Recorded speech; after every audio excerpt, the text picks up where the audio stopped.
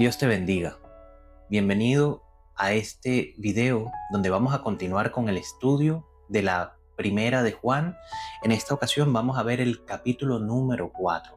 Si no has visto los videos anteriores, te los recomiendo. Creo que pueden ser de edificación para tu vida.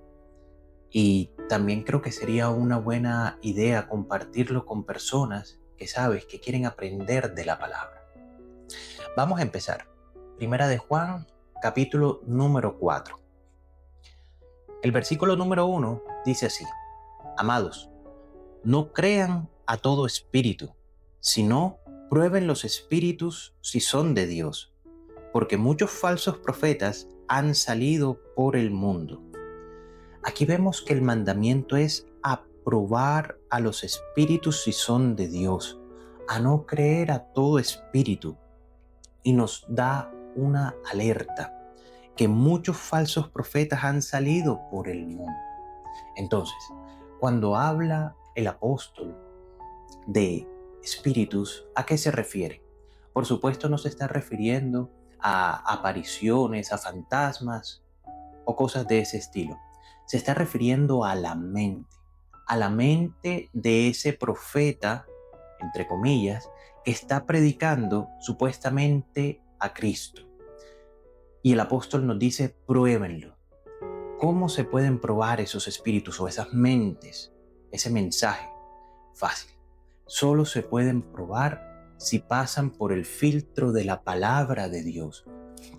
Nosotros podemos probar a profetas, a pastores o a cualquier persona que venga supuestamente en el nombre de Dios a darnos un mensaje, una enseñanza, viendo si su mensaje, si su enseñanza se acopla, se amolda a la palabra de Dios. Todo lo que vaya en contra de la palabra de Dios no viene de Dios. La palabra de Dios es eterna. El cielo y la tierra pasarán, pero su palabra no pasará. Y los profetas que Dios envía y cualquier otro ministerio para edificación de la iglesia que Dios provee por amor y gracia a su pueblo, siempre se sujeta al Espíritu Santo de Dios y a la palabra de Dios. El Espíritu Santo de Dios no puede ir en contra de sí mismo. Jesucristo lo dijo: una casa que se divide contra sí misma está próxima a ser destruida, ¿cierto? Así que todo aquel que se declare profeta, se autodeclare profeta de Dios, pero que su mensaje no se acomode al mensaje revelado por Dios, es un falso profeta. De esa manera podemos probarlo.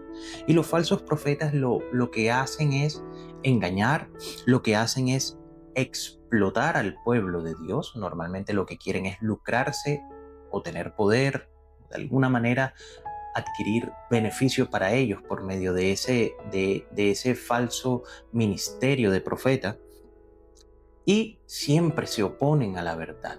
Un verdadero profeta no se opone a la verdad de Dios. En el versículo 2 vemos lo siguiente: en esto conozcan el Espíritu de Dios. Todo espíritu que confiesa que Jesucristo ha venido en carne es de Dios. Y todo espíritu que no confiesa que Jesucristo ha venido en carne no es de Dios. Y este es el espíritu del anticristo, el cual ustedes han oído que viene y que ahora ya está en el mundo. Así que, ¿cómo podemos saber si en un profeta o en cualquier persona el que está operando es el Espíritu de Dios? Por lo que dice de Cristo. Pero aquí no podemos ser niños al analizar este mensaje. No es simplemente el que alguien se levante y diga: sí, Jesucristo es Dios. No, no es simplemente eso. Es un mensaje que se predica con la boca, que se cree con el corazón, con la mente, es a lo que se refiere con corazón, que se vive. Si alguien te dice: yo creo en Jesucristo, y su vida tú la ves, tiene evidencia esa vida de que busca someterse al Señor Jesús, es una vida que está siendo guiada por el Espíritu de Dios. Pero tú puedes ver a alguien que dice: sí, bendito sea Jesucristo, pero no vive conforme con la palabra del Señor Jesús.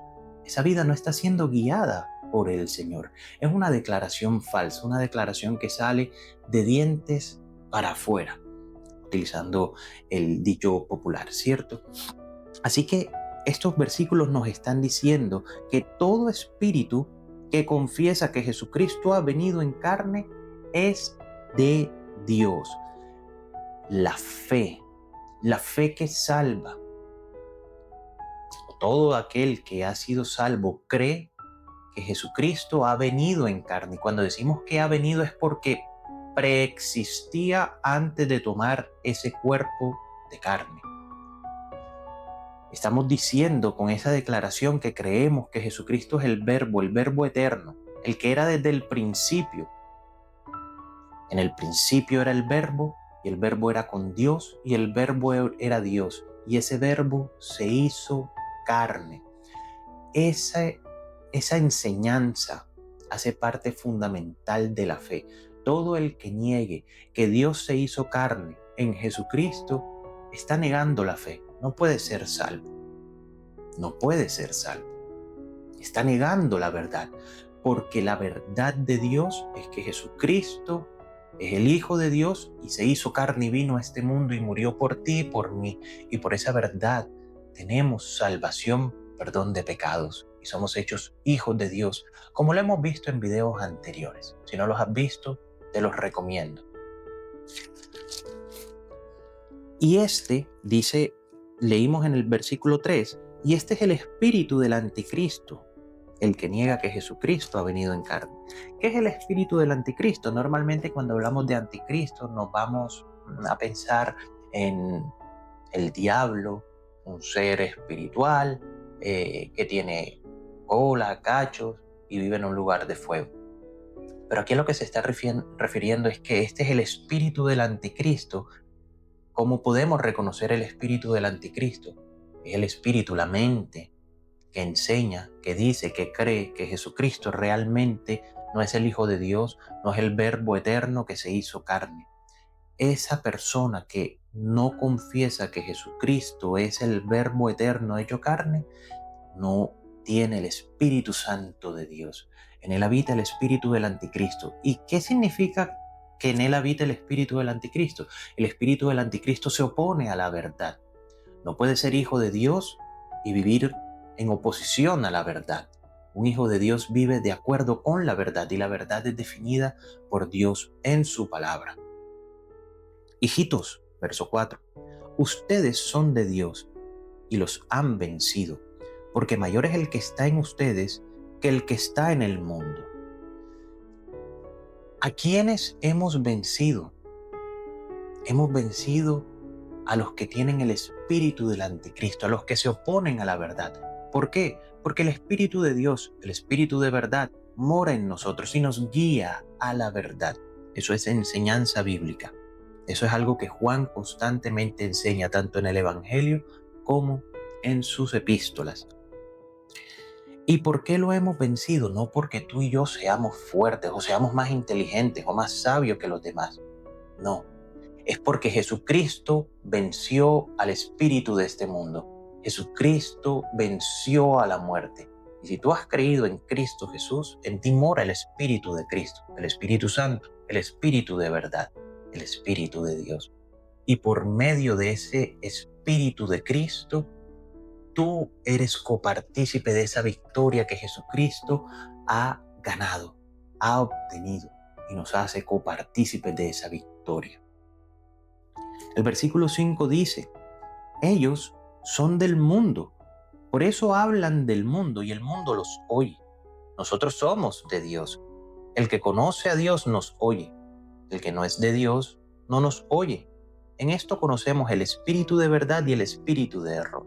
Fíjense cómo termina este versículo número 6. Leímos el 5 y el 6. Terminan hablando de un espíritu de verdad, refiriéndose al Espíritu Santo, al Espíritu de Dios, al Espíritu de Cristo, al Espíritu de verdad y el espíritu del error. El espíritu de error, el espíritu del anticristo, el que se opone a la verdad. Si te opones a la verdad, vives en el error. Así que lo que está diciendo es, hay un falso profeta, predica mentira, oposición a la verdad. ¿quiénes lo van a escuchar?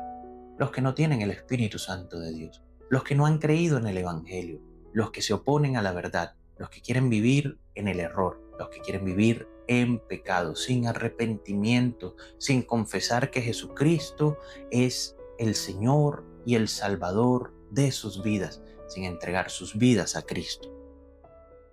Así que el mundo oye las cosas que son del mundo, es decir, el error, la mentira, lo que lleva a perdición. Pero los que son de Dios, las ovejas, oyen la voz de su pastor. Los que son de Dios, oyen a los enviados de Dios, a los hijos de Dios, a sus hermanos espirituales. El versículo 7 dice: amados, amémonos unos a otros porque el amor es de Dios. Todo aquel que ama es nacido de Dios y conoce a Dios. El que no ama no ha conocido a Dios porque Dios es amor. De esto ya hemos hablado en los videos pasados de esta enseñanza de Primera de Juan, pero sé que tal vez hay personas que no han visto los videos anteriores y no quisiera pasar rápido por estos versículos, o no tan rápido. Lo que está diciendo aquí es que Dios es amor, pero ese amor el mundo no lo entiende, y precisamente por lo que veníamos hablando en los versículos anteriores. Si no tienen el Espíritu de Dios, viven en el error. Por lo tanto, incluso el concepto de amor, que es puro, que es santo y que siempre significa obediencia a Dios, sujeción a Dios, el espíritu del mundo, el espíritu del anticristo, el espíritu del error, tergiversa ese amor y lo convierten en un amor pecaminoso. Entonces, cualquier pecado que yo cometa en nombre del amor, del supuesto amor, debe ser no pecado. No puede ser pecado. Así el mundo quiere justificar su manera pecaminosa de vivir, hablando en nombre del amor o haciendo el pecado en nombre del amor. Y eso no es correcto. El amor bíblico siempre se sujeta al mandamiento, siempre se sujeta a la voluntad de Dios, como lo hemos dicho en otros videos de esta enseñanza. ¿Cómo sé que yo amo a mi esposa? Por medio del mandamiento que me da Dios. Honra a tu esposa, cuídala, ámala como Cristo amó a la iglesia, que dio su vida por ella. De esa manera los esposos deben amar a sus esposas. ¿Cómo yo puedo decir verdaderamente que amo a mi esposa si estoy tratando de obedecer ese mandamiento y de amarla como a un vaso más frágil, de honrarla, de respetarla? El mandamiento dice: no adulteres. ¿Cómo sé que amo a mi esposa si no adultero? Nos dice que las tratemos con cariño, con dulzura, con ternura. ¿Cómo sé que amo a mi esposa si cumplo ese mandamiento, si me esfuerzo a cumplirlo? Por lo tanto, el amor siempre está sujeto a la voluntad de Dios. Yo no puedo decir que amo a mi esposa si estoy adulterando, yendo contra ella. Eso no es amor. Pero si me someto a la voluntad de Dios, entonces sé que la estoy amando. Por lo tanto, Dios define el amor. No lo defino yo, no lo defines tú, no lo define un psicólogo, un sociólogo, no lo define nadie, solo Dios. La verdad tiene una fuente y es Dios, y el amor también. ¿Por qué? Porque Dios es amor, el amor emana de Dios. Todo lo que vaya en contra de Dios no es amor, aunque se disfrace de amor. Y en el verso 9 vemos lo siguiente, hablando aún del amor. En esto se mostró el amor de Dios para con nosotros, en que Dios envió a su Hijo unigénito al mundo para que vivamos por Él. Fíjense, un versículo corto, pero demasiado profundo. ¿Cómo conocemos el amor? En que Dios envió a su Hijo unigénito, a su Hijo único, al mundo para que vivamos por Él. Entonces, cuando estudiamos en la Biblia, ¿por qué Cristo vino a este mundo? Vino a salvar al mundo. Por lo tanto, Dios nos ama tanto que nos provee salvación del pecado por medio de su Hijo. El amor busca salvar al pecador del pecado. El amor no hunde al pecador en el pecado, sino que lo levanta, lo restituye, lo hace nueva criatura, lo hace hijo de Dios, lo llena del Espíritu Santo de Dios para que viva en la santidad que Dios quiere que vivamos. Sean santos porque yo soy santo. Enseñanza del Antiguo y del Nuevo Testamento. Así que Dios nos ha amado y conocemos el amor en que Dios envió a su Hijo. El amor bíblico siempre habla de dar, de entregar. Y aquí debemos preguntarnos, tú y yo, ¿y nosotros qué le dimos a Dios para que fuéramos merecedores de esa dádiva, de ese regalo, de ese don de Dios que nos entregó a su Hijo para que nos salvara? La respuesta es, no hicimos nada. El amor bíblico da sin que el que vaya a recibir lo merezca. Dios nos dio a su Hijo no porque lo merezcamos, sino porque lo necesitamos. El amor se anticipa. El amor entrega sin haber recibido. Ese es el amor bíblico, ese es el amor que emana de Dios. Y el verso 10 dice, en esto consiste el amor, no en que nosotros hayamos amado a Dios, sino en que Él nos amó a nosotros y envió a su Hijo en propiciación por nuestros pecados. Lo que acabamos de hablar referente al verso 9. El amor entrega, el amor da primero y no espera nada a cambio. El amor de Dios busca la salvación de la humanidad. Dios envió a su Hijo aún sabiendo que muchos no creerían en Él, que muchos gritarían, crucifícalo, crucifícalo, que muchos lo aceptaríamos, pero que muchos lo despreciarían. Hasta el último suspiro de sus vidas despreciarían el regalo de Dios. Y aún así Dios lo entregó. El verso 11 nos dice, amados, si Dios nos ha amado así, debemos también nosotros amarnos unos a otros. ¿Cómo debes amar a tu hijo, a tu cónyuge? ¿Cómo debes amar a tu prójimo? ¿Cómo debes amar a los de tu familia, a tus amigos, a los conocidos o desconocidos? Como Dios te ha amado, como Dios nos ha amado. El estándar es el amor de Dios. ¿Y quién es suficiente para amar de esa manera? Ninguno. Pero Dios nos ha dado a su Espíritu. Y porque no seamos capaces de amar exactamente como Dios nos ha amado, sí tenemos un ejemplo que seguir. No porque no podamos ser iguales a Dios, no debemos tratar de imitarlo en los atributos que podemos imitarlo, en amar, en perdonar. Estamos llamados a eso, en santificarnos. Nunca seremos tan santos como Dios, pero estamos llamados a santificarnos en nuestra vida. No es una excusa el que como no lo puedo imitar al 100%, entonces no voy a tratar de hacer lo que Él me manda hacer. El verso 12 dice, nadie ha visto jamás a Dios. Si nos amamos unos a otros, Dios permanece en nosotros y su amor se ha perfeccionado en nosotros.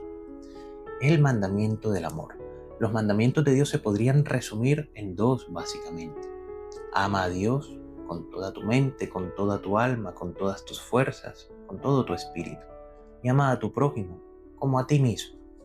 Así que ese es el mandamiento de Dios. Crean en Jesucristo a quien Dios ha enviado y ámense los unos a los otros.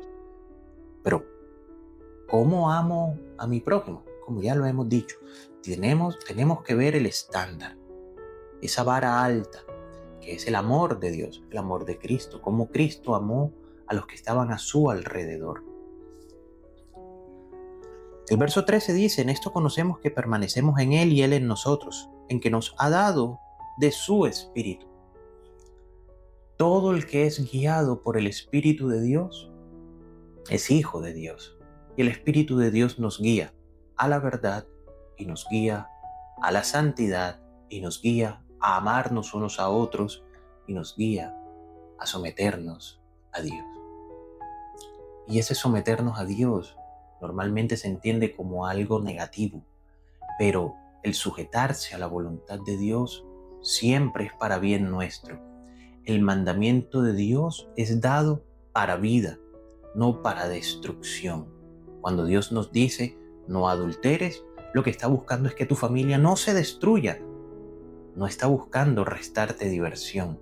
Está buscando que tu familia no se destruya, que tu cónyuge, que tus hijos, si los tienes, no sean afectados, no sean destruidos, que la sociedad no tenga un mal ejemplo por parte tuya, que no adquieras enfermedades por transmisión sexual y un montón de cosas más y de problemas más que trae el adulterio.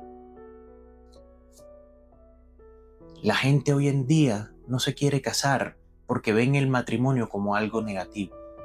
Pero cuando tú te pones a revisar por qué ese concepto negativo del matrimonio, si es algo que Dios inventó, que Dios creó para el ser humano, cuando nos ponemos a indagar por qué alguien puede odiar el matrimonio, la causa siempre es el pecado.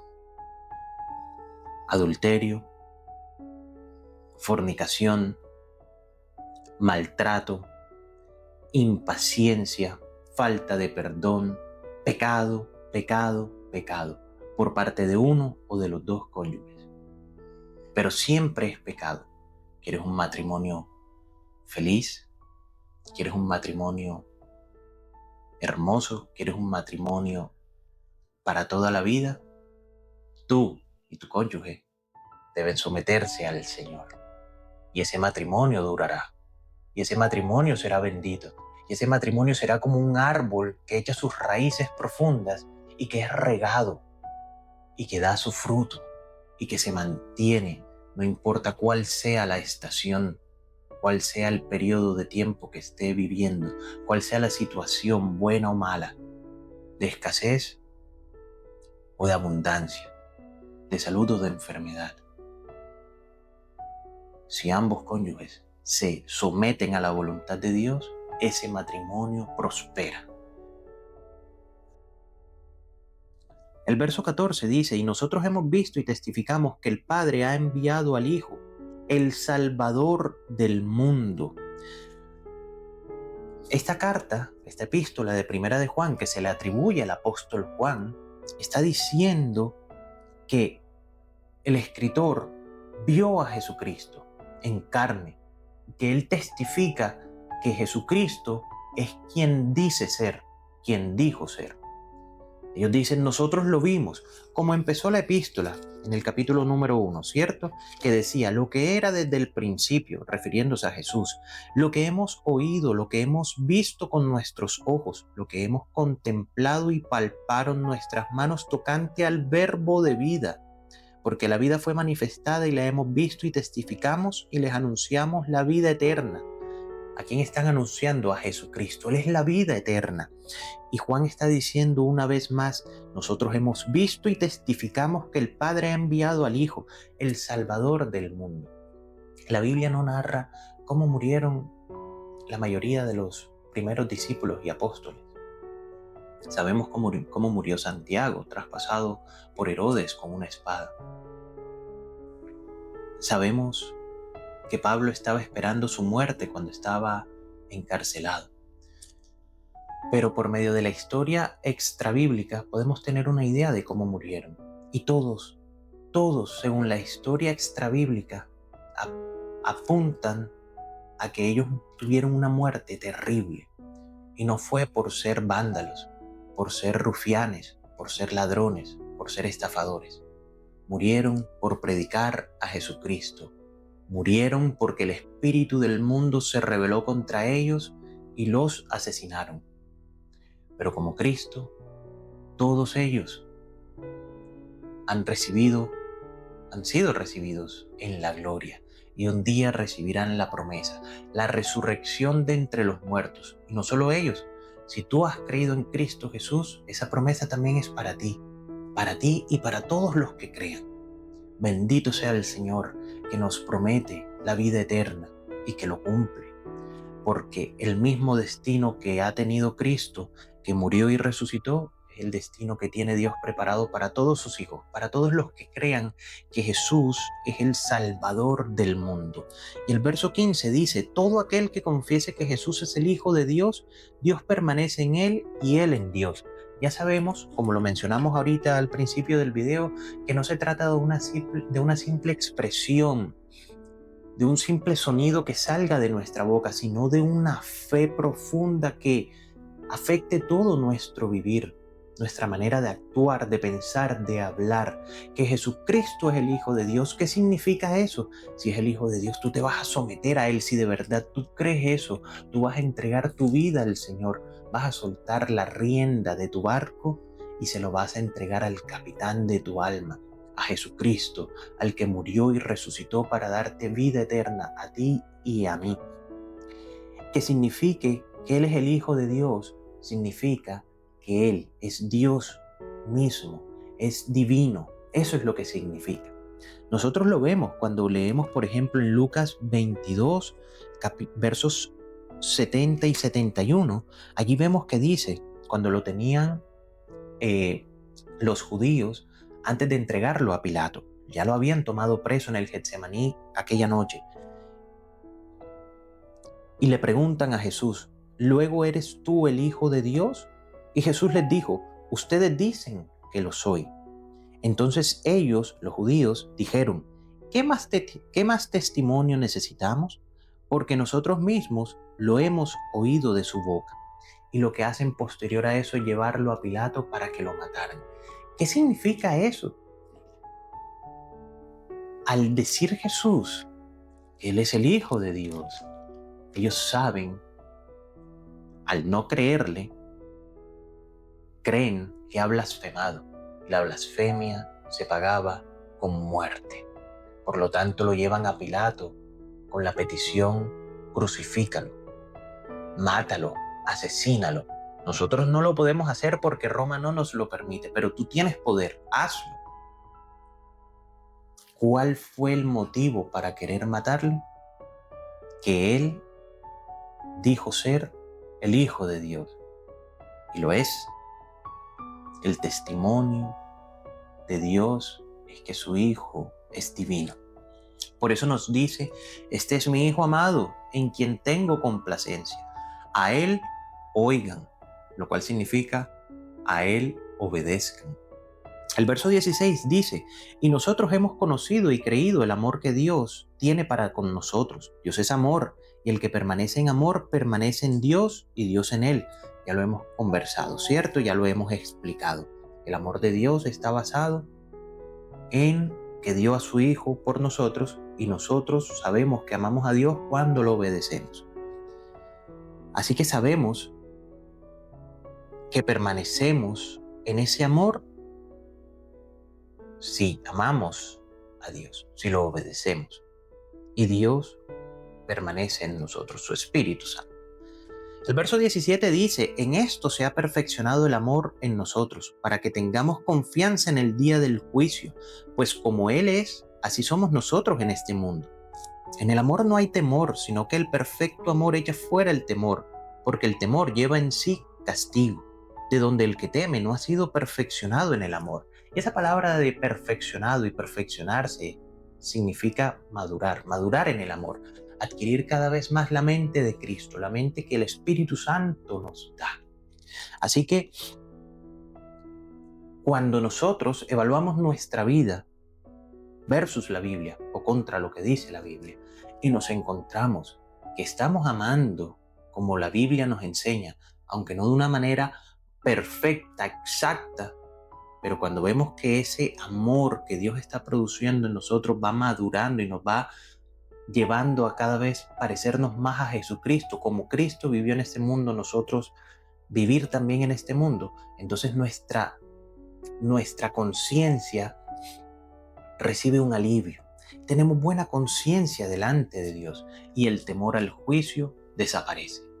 El temor al juicio desaparece porque sabemos que Dios permanece en nosotros si amamos como Dios nos ama y como Dios nos manda, si amamos a Dios y a nuestro prójimo. Y los versículos finales, el 19 al 21, dicen: nosotros le amamos a Él porque Él nos amó primero. Ya lo vimos, ¿cierto? Entregó a su Hijo primero. Si alguno dice yo amo a Dios y aborrece a su hermano, es mentiroso, pues el que no ama a su hermano, a quien ha visto, ¿cómo puede amar a Dios a quien no ha visto? Y nosotros tenemos este mandamiento de Él: el que ama a Dios, ame también a su hermano. ¿Cómo puede alguien decir yo amo a Dios, yo soy cristiano, yo he nacido de nuevo, pero no amo a mi hermano, no amo a mi prójimo, no amo a otros cristianos o incluso a no cristianos? Porque acuérdate, Jesucristo nos enseñó, estando sobre esta tierra, que incluso amáramos a nuestros enemigos. ¿Cómo? Orando por ellos, intercediendo por ellos, para que también reciban salvación, para que su mente cambie, para que dejen de ser esclavos del espíritu del error, del espíritu del anticristo, y vengan a la fe de Cristo, no pagando mal por mal, sino venciendo el mal por medio del bien. Así que la Biblia nos llama a esto. Yo no puedo decir yo amo a Dios si no amo a mi hermano, si no amo a mi prójimo, cristiano o no cristiano. Yo no puedo decir eso. Yo no puedo decir yo amo a Dios, así sea que vaya 5 veces a la iglesia en la semana. Yo no puedo decir que amo a Dios si yo veo a mi prójimo tener necesidad, yo no lo ayudo. Yo no puedo decir que amo a Dios si yo adultero contra mi esposa, si yo miento contra mi prójimo, si yo robo, si yo envidio, si yo odio. Yo no puedo decir que amo a Dios. El amor al prójimo y el amor a Dios están unidos. No son dos cosas distintas. Y yo no puedo amar a Dios, a quien nunca mis ojos han visto, si ni siquiera puedo amar a mis hermanos a quienes los puedo ver. Esta primera epístola de Juan definitivamente nos enseña cómo saber si de verdad estamos en Cristo o no, cuál es el amor verdadero, y estar alerta de los falsos profetas y de las falsas enseñanzas. Yo te invito, tú que me has escuchado hasta este momento, que evalúes tu vida. Siempre hay esperanza. Jesucristo murió por ti y por mí, para que seamos salvos de los pecados, de nuestros pecados. Y la Biblia dice que el que peca y se arrepiente es perdonado. Eso no significa que puedo pecar porque Dios me va a perdonar cada vez que me arrepienta. No, significa que debemos temer y alejarnos cada día más de ese pecado. Pero aún si has caído en ese pecado, hay esperanza, porque Jesucristo vino para salvar a los perdidos. Yo te invito a que creas en Jesucristo si no lo has hecho. Y si ya has creído en Jesucristo, te invito a que evalúes tu vida a la luz de la Biblia y en particular a la luz de Primera de Juan. Porque Primera de Juan enseña cómo ser verdaderos cristianos, para que cada día podamos perfeccionarnos en ese amor y en esa santidad a la cual el Padre nos llama. Que el Señor te bendiga. Te invito a que te suscribas a este canal, a que le des like a estos videos si han sido de edificación para ti, y a que lo compartas con otros, y a que veas los otros videos que ya se han montado y los que vendrán por la gracia de Dios. Que Dios te bendiga.